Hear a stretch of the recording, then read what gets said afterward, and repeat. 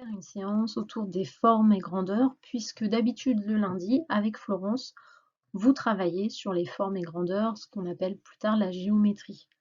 Donc on a décidé pour cette nouvelle période d'organiser le travail à partir de ce qui est prévu de faire avec Florence dans la classe. Comme ça, au moment où on va reprendre, eh ben, on en sera là où on devrait en être. Donc aujourd'hui, nous allons apprendre à tracer avec la règle. Vous allez avoir besoin pour faire cette séance d'une règle. Donc moi j'ai pris un normographe, mais qui fait également règle, elle n'a pas besoin d'être graduée. Veillez à ce qu'elle soit en bon état ici, qu'il n'y ait pas de petites bosses. Donc la règle, un crayon à papier bien taillé qui doit piquer le doigt. Donc ça c'est très important quand on fait de la géométrie, de toujours avoir un crayon à papier qui est bien taillé. Alors moi, je vais remplacer le crayon à papier par un crayon d'ardoise, juste pour que vous voyez bien. Parce que si je trace au crayon à papier en dessous, ça ne va pas être visible par vous. D'accord? Donc le crayon à papier et une ou plusieurs feuilles de brouillon.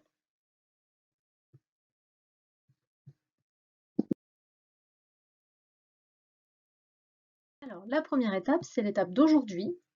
Aujourd'hui, on va tracer librement. Pas de consigne autre que trace des traits. Donc vous prenez une feuille de brouillon et vous tracez des traits, n'importe comment, ça peut représenter quelque chose ou pas. Simplement, moi, je vais vous montrer les erreurs à éviter. Je vais vous montrer ce qui peut se passer quand on trace avec sa règle et comment faire pour l'éviter. Donc, hop, ce que je veux que vous fassiez, c'est d'être prêt, comme ceci. D'accord? Ce qui pourrait se passer, c'est ça. J'exagère un petit peu. D'accord? Là, j'ai exagéré. Je vais faire la même chose sans exagérer.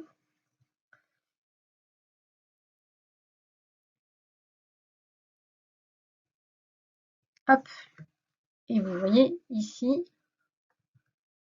hop, un petit décalage. Alors, pourquoi est-ce que ça fait ça? C'est parce qu'en fait, vous avez bougé la règle. Là, c'est moi qui ai bougé la règle. Comment on l'évite? Alors, on l'évite en plaçant ses mains bien au centre de la règle. On ne tient pas sa règle au bout, sinon elle bouge. Pareil quand on est gaucher. Si on la tient ici, eh ben c'est difficile, elle peut bouger. Si on la tient bien au centre, en écartant bien ses doigts, il est plus facile de la laisser bien en place. D'accord? Autre erreur possible. Je vous montre. Donc là, je la tiens bien au centre, avec une main bien écartée, mais hop, il se passe ceci. Pourquoi? Parce que j'ai mis mes doigts qui dépassaient. Alors là, moi, je les avais mis à beaucoup dépasser, mais hop, vous voyez? Là, on retrouve également des petites vagues. Donc, on fait bien attention à ce que les doigts ne dépassent pas de la règle. OK? Alors, ensuite, il peut arriver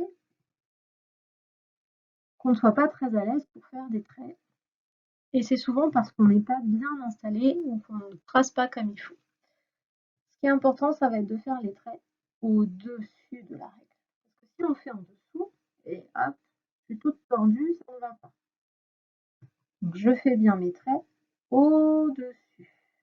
Si je veux faire des lignes horizontales, je place ma règle et au-dessus, je vais tracer mon trait en partant de la gauche et en allant vers la droite pour les droitiers.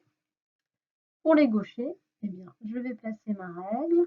Pour faire mon trait horizontal, je pose bien mes mains, ma main à plat et je vais faire le trait de la droite vers la gauche. D'accord? Si je veux faire un trait vertical,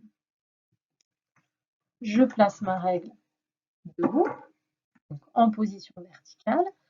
Je tiens ma règle bien au centre, pas en haut, pas en bas, bien au centre, sans faire dépasser mes doigts, je les range et je vais tracer à droite de la règle si je suis droitier, de haut